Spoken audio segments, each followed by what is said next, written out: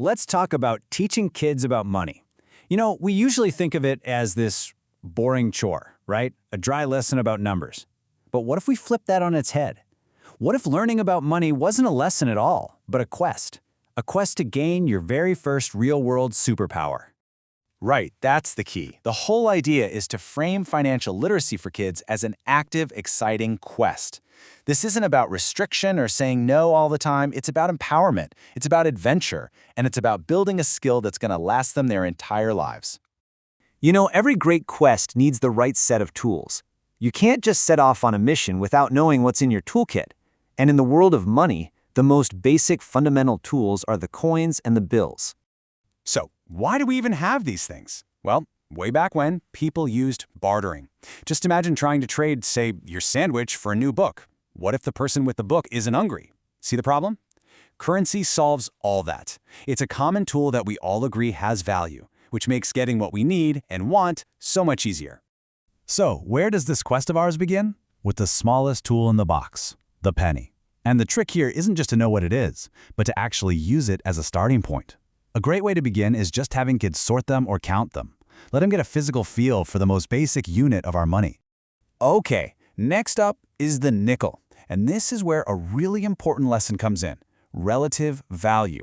You can even make it a little game, like, hey, how many of these pennies do you need to get one of these? It makes that whole 5-to-1 idea totally tangible, something they can see and hold instead of just a number. And then we have the dime, which teaches a fantastic lesson. Bigger isn't always better. I mean, look at it. It's smaller than a penny, but it's worth 10 times more. This can spark a really great conversation about how value isn't always tied to physical size. That's a pretty deep concept to introduce early on, right? And finally, the workhorse of the coin world, the quarter, because you see it everywhere. Vending machines, allowances. This is often the first coin where kids really start to get a sense of purchasing power. Explaining that 4 of these make $1, well, that's a huge milestone. And of course, for the bigger goals, we level up to paper money. Now, you're probably not handing a 5-year-old a $20 bill, but just showing them how these bills connect to the coins they just learned, like how 4 of those quarters make 1 of these dollars, that completes their first tour of the financial toolkit. Okay, so we've got the tools. We know what they are, we know what they're worth. So, now what? What's the mission? Well, it happens to be one of the most important financial quests anyone can ever undertake: the mission of saving. Now, this is so important. Saving isn't about hiding your money away and never touching it again. It's an active superpower. It's the power to say no to something small right now so you can say a big yes to something way better later on. It gives your money a purpose. And the best part is that this mission, this quest to develop your saving superpower, it can start with a really clear and super simple plan. Let's just break it down into 3 easy steps. Here it is, the whole game plan. Step 1, get a container. A clear jar is perfect because you can literally watch your progress grow. Step 2, name your prize. What are you saving for?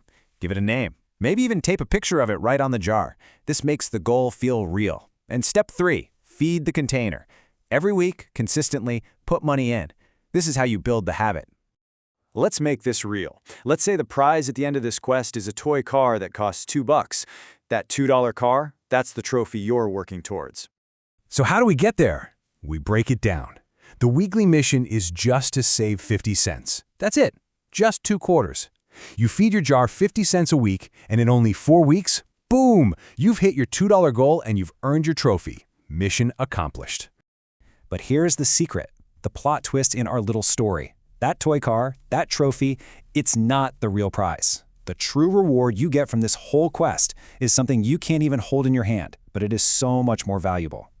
And this is what it's all about. The real prize is mastering these critical life skills, setting a goal and learning how to wait to achieve it. You learn how to make a plan and actually stick to it, even when it's so tempting to spend that money on candy or something else right now. There's a really powerful term for this whole idea: delayed gratification. It's just the ability to resist that temptation of an immediate reward so you can get a much better one in the future. And this skill, right here, this is the foundational superpower that saving teaches you.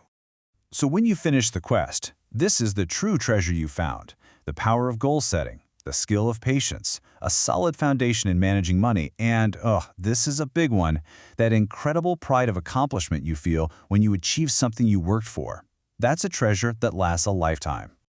So, as we wrap this up, I want to leave you with something to think about. What was the first trophy you ever saved for? For real, think back. Was it a toy, a comic book, a video game? Whatever it was, try to remember that feeling, because that was the moment you first unlocked your financial superpower.